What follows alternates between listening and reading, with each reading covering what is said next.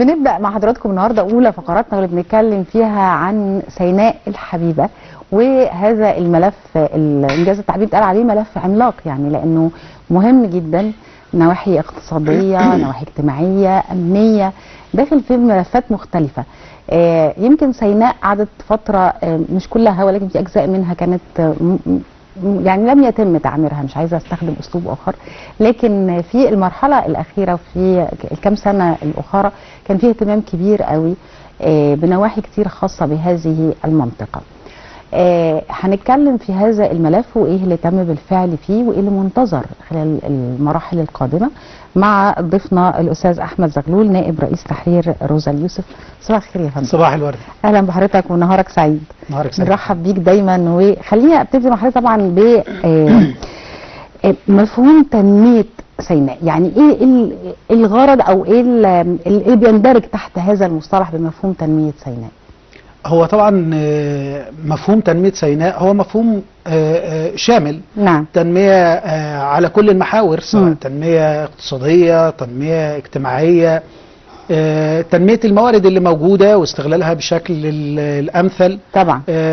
امدادها بكل المرافق اللازمة علشان تبقى يعني نقدر نقول محور ونقطة انطلاق للاقتصاد المصري، لأن احنا سينا دي 6% من مساحة مصر، يعني 60,088 كيلو متر مربع. هسأل حضرتك قبل ما طبعا أنا عايزة يعني أفصص كده زي ما بيقولوا كل نقطة هنبتديها بالاقتصادية، بس هسأل حضرتك هو سينا بالفعل من بعد ما استردناها حصل فيها أجزاء تم فيها تنمية، هل لم يفتح هذا الملف بشكل أوسع وأكبر نتاج مثلا ظروف اقتصاديه في مصر فبالتالي لم يهتم، ولا كان في اسباب اخرى؟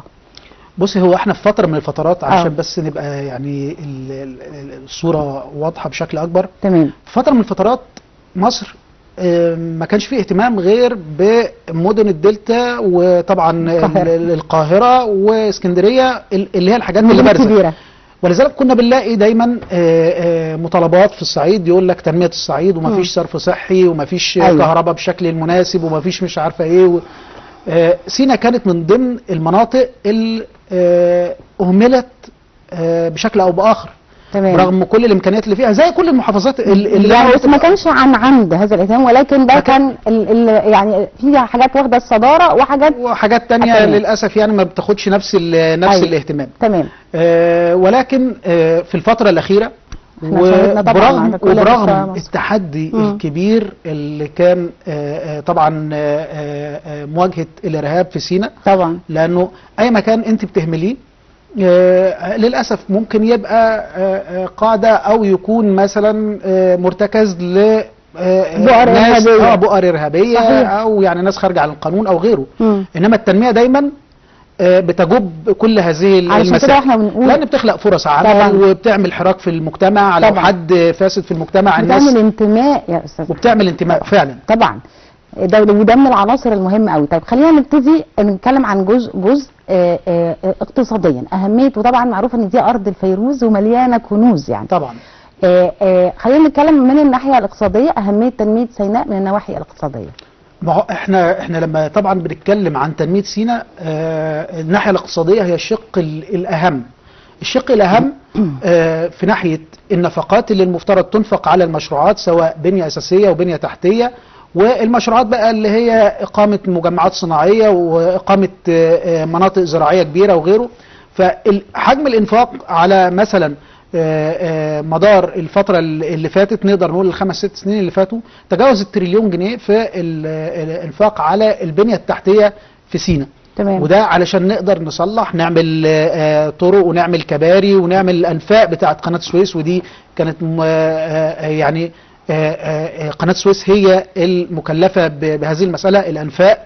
نعم. والكباري العائمة اللي اتعملت، الكباري العائمة والأنفاق كانت مهمتهم نقدر نقول عليها أساسية، ولا يمكن تعمير سينا بدون ما تعملي الأنفاق والكباري دول، لأن أنت بتقللي الزحام اللي كان بيبقى على المعديات اللي موجودة. كانت الشركات والمصانع كان دايما الكلام على إنه إزاي أعمل مصنع وأنا مش هقدر انقل البضاعه بتاعتي من جوه سينا لمدن الدلتا، هتبقى صعبه جدا يعني. صحيح. او المساله كان فيها صعوبه. صحيح.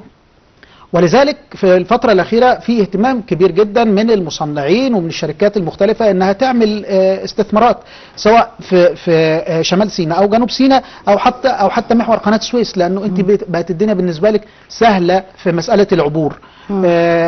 دي حاجة من ضمن الحاجات المهمة.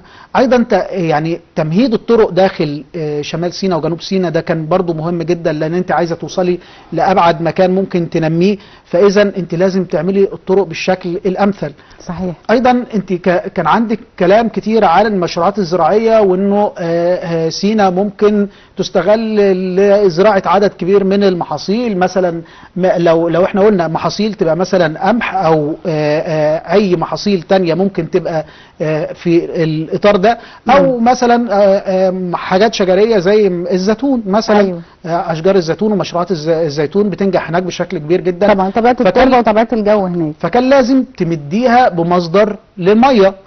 ولذلك عملتي محطة بحر البقر، ودي اكبر محطة معالجة صرف زراعي في العالم، ودي تم مد المية بتاعتها من اسفل قناة السويس لمدن سيناء، وبدأت تنمي، لانه في مشروع هناك كمان قائم على هذه المحطة لزراعة 500,000 فدان. فده رقم كبير ومساحة شاسعة ممكن تؤثر بشكل كبير جدا على التنمية في سيناء، وعلى انها تكون طبعا مصدر للدخل كمان بشكل كبير طبعا خلال الفترة الجاية، لانه كمان هذا المشروع بدأ فعليا وبدأت الزراعة فيه، ومراكز البحوث الزراعية ووزارة الزراعة، وعندك ايضا مستثمرين داخلين في هذه المشروعات بشكل كبير، علشان يبقى في اللي هو التجميع المحصولية اللي تقدري تاخدي بيها اكبر انتاج من هذه الاراضي اللي بيتم استصلاحها هناك. طبعا مش الدولة بس اللي بدأت تنمي ده، احنا كمان شفنا جامعات تم افتتاحها في سيناء، وده حتى وان كان يعني بعيد شوية عن الاقتصاد، ولكن ده نتج عن الحراك اللي موجود هناك، لانه لا يعني الجامعات في اغلب الامور ما بتاخدش بس من المحافظة، ولكن ايضا بتستقطب من محافظات تانية. صحيح. فانت لما كنت يعني محافظة او منطقة نقدر نقول عليها انها الناس بتبص لها على انها نائية او ما فيهاش التعمير المناسب، فما كنتش بتلاقي الناس بتروحها. ولكن دلوقتي بدأ التوسع في انشاء الجامعات، وبتستقطب الطلاب من كل المحافظات، محافظات مصر. طبعا. ففي تصوري انه هذا الكم من التنمية وهذا الكم من المشروعات خلال السنوات الماضية يعني رجع سيناء فعلا لحضن مصر طبعا بالشكل الامثل. يعني انا عايزه اتكلم حضرتك كمان على فكره المشروعات اللي بتفيد اهالي سيناء. اهالينا هناك اللي هم طول الوقت بيحسوا او عندهم هذا الاحساس ان هم بعاد، صحيح، انه ما حدش مهتم بيهم. فكره ان انا اعمل مشروعات اقتصاديه تعم بالخير على الدوله ككل، ده شيء رائع جدا واحنا في انتظاره وفي امس الحاجه اليه. لكن كمان انا بتكلم وفكره وجود الجامعه ده مهم ليهم، بس ايه تاني من المشروعات الاقتصاديه اللي ممكن توفر ليهم فرص عمل بشكل كبير، اللي تدي لهم الاحساس والشعور بانه بالانتماء لهذه المنطقه، وان دي هم متشافين، هم بيتعمل لهم حاجات مخصوص. بصي، هو في محورين مهمين جدا في المساله دي.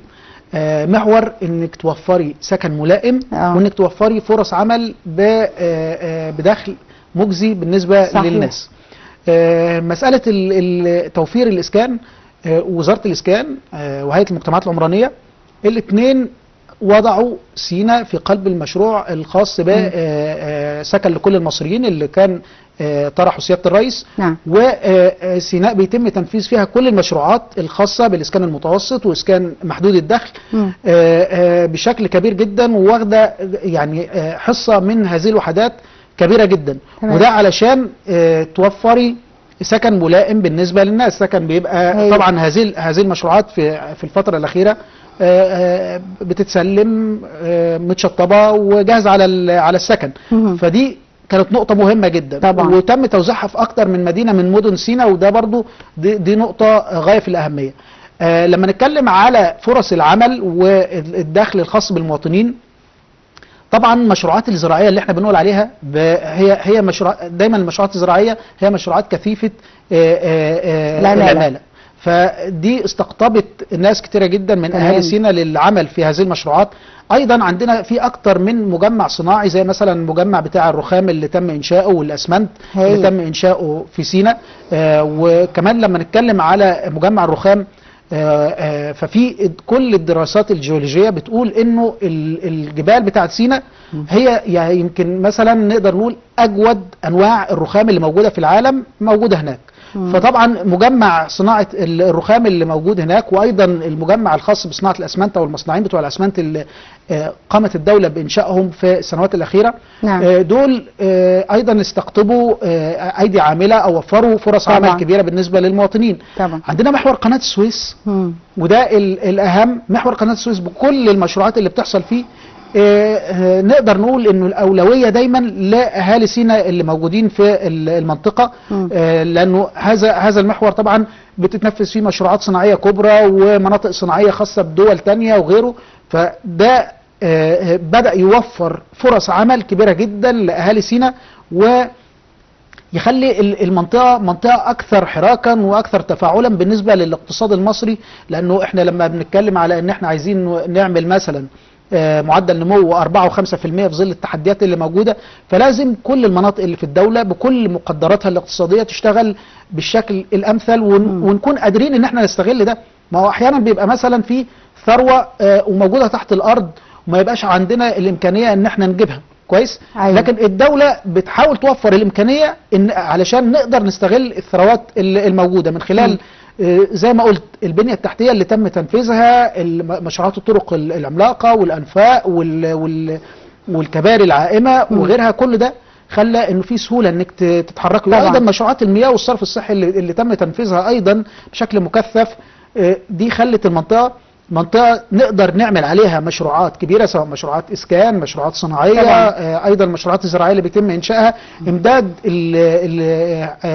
كل المدن بتاعة سينا بالكهرباء اللازمة، سواء احنا بنتكلم على شمال وجنوب سيناء كل المشروعات وفكره الامدادات سواء بالميه او بالكهرباء. احنا بنتكلم على سيناء ككل. سيناء ككل، انا بتكلم على سيناء ككل مش كجنوب او شمال. هو طبعا حتى فيهم امور تانية، مثلا المشروعات السياحيه اللي بيتم دي في حد ذاتها نقطه نتكلم فيها. احنا كنا معتادين دايما على وجود مشروعات سياحيه واستغلال طبعا للبحر الاحمر واستغلال المنطقه بطبيعه جوها وبطبيعه الجبال. هي منطقه ساحره يعني. صحيح. واغلب السياح، الغالبيه العظمى من كميه السياح اللي بيدخلوا مصر بيبقى عايزين سياحه شاطئيه. فدي مساله السياحه بقى لها سنوات. ممكن التنميه في هذا المجال اكتر بحيث ان احنا نحقق كمان مفهوم التنميه المستدامه. بصي، في مشروع التجلي لما نتكلم عنه. أيوة. هو قريبا ان شاء الله هيتم افتتاحه بشكل رسمي، وهيتعمل له حفل افتتاح او يعني حفل اطلاق كبير يعني. المشروع ده من المشروعات المهمة جدا، لأن هو مشروع يعني بيرتكز على البعد الروحاني شوية. انه احنا عندنا منطقة فيها نوع من اللي هو القيم الروحية اللي ممكن السائحين، هو كده ولا كده المنطقة دي كانت بتجتذب سائحين، ولكن لما تطوريها وتخلي فيها مثلا فنادق موجودة على الجبال بنفس سانت كاترين مثلا، زي اللي حصل في منطقة سانت كاترين. طبعا ما هو الفنادق اللي اتعملت هناك، ما هي في منطقة سانت كاترين عند جبل موسى. المنطقة دي كلها بتتطور، بيتعمل فيها فنادق جديدة وبيتعمل فيها طرق كويسة وبتتمهد فيها الدنيا، وبيتعمل فيها وحدات نقدر نقول عليها يعني برضو تاخد الطابع الموجود البدوي او الطابع المناسب لهذه المنطقة، علشان ما نبقاش شوهناها خليناها منطقة. لان ده اللي بيضيف ليها جمال على فكرة طبعا. ده اللي بيخلي السائح بيبقى مبسوط، شايف شكل جديد مش موجود في اي مكان في العالم. صحيح. سواء بقى بالزي، بالشكل، بالخيم، بالاعداد، بكل حاجة، بطبيعة البدو هناك. ده شيء مهم ان احنا نحافظ عليه فعلا. فده هيستغل كمان انه المنطقة منطقة جاذبة، ولكن كمان يعني هيتعمل لها زي ريبراندنج، انه هيتم التسويق ليها بشكل مختلف. ففي تصوري انه دي هتجتذب برضو عدد كبير جدا من السائحين، وده مشروع الدولة يعني حط عليه امال كبيرة جدا في انه يمثل نقلة للسياحة الثقافية والروحية اللي موجودة في مصر.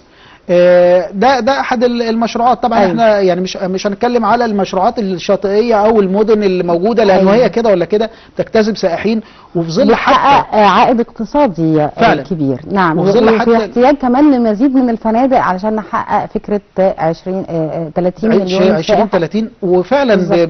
بيتم تنفيذ ده بشكل كبير، لانه انت عندك دلوقتي خطتك انه خلال حتى العام المالي المقبل نعم. انك تحققي ايرادات سياحيه في حدود 17-18 مليار دولار. فده خلاكي تسارعي في مساله طبعا. انك تزودي الوحدات الفندقيه اللي موجوده، أيوة. علشان تقدري تستوعبي عدد اكبر من السائحين، وانك كمان تطوري من الخدمات المقدمه ليهم. طبعا. في ايه تاني ثروات موجوده في سيناء؟ يعني كل منطقه في مصر عندها ثروات، سواء بقى معادن، رمال، في حاجات بقى في باطن الارض. ايه اللي تتمتع بيه سيناء واللي ممكن يكون مجال موفر اقتصاديا بشكل كبير، سواء بقى للتصدير او لبناء مصانع او شيء ايا كان بيعمل في هذا المجال؟ بصي، هو طبعا فيها حاجتين مهمين جدا. فيها رمال السلكة، ودي في مخزون كبير جدا واحتياطي كبير جدا موجود في سيناء. يمكن اكبر احتياطي موجود لرمال السلكة في مصر هو موجود في سيناء. نعم. ودي بتستخدم لانتاج السيليكون والزجاج. نعم. وبتصدر حتى لو تصدرت خام، وطبعا يعني احنا ما بنفضلش تصدير الخام، طبعا. نتمنى انه دايما نتعامل بالفعل مصانع خاصة مصانع الرمال السوداء. نعم. وبرضو سيناء فيها احتياطي من الرمال السوداء. الرمال السوداء طبعا يعني دلوقتي اهميتها اهميه كبيره جدا، لانه بتستخدم في صناعه اللي هو المايكرو شيبس، اللي هي أيوة. الرقائق اللي بتستخدم في الذكاء الاصطناعي والاجهزه التكنولوجيه المختلفه. ففي طلب كبير جدا عليها عالميا. في تصوري انه الدوله لما بدات انشات مجمع لتصنيع الرمال السوداء، واكثر من مصنع سواء في سيناء او في دمياط او في عدد من المناطق الاخرى، علشان تستغل ده، لانه برضو كنا بنصدره خام. وانا في اعتقادي انه تصدير الحاجه نرجع نستورده جاهز اغلى ما صدرناه. هي اهدار تصدير الشيء كماده خام، اهدار، لانه انت ممكن عشان كده انا بقول انه الامكانيات انك تستغلي ده هو المهم. فالدوله بتحاول انها حتى في كل التعاقدات بتاعتها، يعني مثلا دايما تقول لك احنا يعني الطاقه الشمسيه، محطات الطاقه الشمسيه ما تعملش اتفاقات علشان نستورد المحطات او يعني المكونات بتاعتها، ولكن لتعميق الصناعه الخاصه بصناعه المحطات الشمسيه. نعم. فنصنعها هنا عندنا، لان احنا عندنا المواد الخام بتاعتها. صحيح. في اكتر من حاجه من الحاجات اللي الدوله بتحاول انها تعمق الصناعه، التصنيع المحلي فيها، وتعمق التكنولوجيا بتاعتها او توطن التكنولوجيا بتاعتها. فدي من ضمن الحاجات اللي هو سواء رمال السلكة او الرمال السوداء مهمة جدا، واحتياطياتها يعني لو نقول انه مثلا توفر لمصر يعني في السنة عشرات المليارات من الدولارات يعني في حال استغلالها بالشكل الامثل خلال الفترة الجاية. في تصوري انه هتكون لها تأثيرات ايجابية على الاقتصاد بصفة عامة. يعني طبعا فكرة فندم كمان انه احنا الاستغلال والاستثمار الجيد في سيناء اي نعم هو بغرض اقتصادي، لكن هو كمان له بعد امني كبير قوي. طبعا التنمية، بصي هو التنمية امن قومي طبعا. وكأنك يعني مكان وحطيتي فيه يعني اكتر من اسم شرطة، وحتى لو ما حطيتيش فيه اسام شرطة ولا حطيتي فيه صحيح. عناصر امنية صحيح. ولكن طالما عملت فيه وحدات سكنية وعملت فيه مشروعات الناس بتشتغل فيها وبتنتج فيها، هتلاقي المكان ده انضبط امنيا بشكل كبير عما كنت سايباه لما كان ما فيهوش تنمية، والناس يعني بتحاول انها يعني توفر اي فلوس باي طريقه، او انه في بعض الجماعات بتستعملهم بالفلوس وباي حاجه تانية، فبتخلق لك ازمه. فالتنميه في حد ذاتها امن قومي طبعا في كل المناطق في مصر، مش في سينا بس. انا بقول لحضرتك الصعيد في فتره من الفترات كان موطن للاسف للبؤر الارهابيه. ولكن مع التنميه والتطوير، وانه ايد التنميه وصلت لمحافظات الصعيد المختلفه، لقينا انه الوضع بدا صحيح. يبقى افضل. اصل يا فندم ايه اللي يخلي الشخص يلجأ او يبقى سهل استقطابه لخلية ارهابية او ايا كانت افكارها متطرفة، الا ان هو احتياجه للمادة الفلوس مبدئيا، احساسه بانه طب ما هي الدولة مش شايفاني صح. فما فيش انتماء. انما لما يشعر المواطن بكم المجهود المبذول من الدولة علشان تحقق له حياة كريمة، عشان تعيشه في مستوى احسن، يديله احساس بالانتماء اكتر، فهو اللي يرفض وهو اللي يبلغ وهو اللي يبقى مش عايز، فبالتالي يبتدي الحاجات دي تذوب شويه بشويه وتختفي تماما. حضرتك كنت ذكرت فكره الانفاق والجسور العائمه اللي بتصل لسيناء. عايزين نتكلم على نقطه اخرى هي بنفس الفكره، وهي فكره شبكه الطرق اللي تم تنفيذها. يعني حتى اللي بيروح ابسط حاجات شرم الشيخ هيشوف الطرق الجديده بالظبط اللي بتوصل بقى طريق اقصر وممهد بشكل رائع جدا. لا هو في مجهود كبير جدا وتكلفه عاليه جدا. تشق الجبل مثلا زي طريق الجلاله ولا يعني، لا هو في افكار كتيره مختلفه ومحتاجه وتم عملها بالفعل بامكانيات عاليه جدا. فعايز اسالك بقى على فكره الطرق الجديده، شبكه الطرق الجديده بصفه عامه قد ايه بتربط وقد ايه بتسهل وبتخلي فكره الاستثمار اسهل؟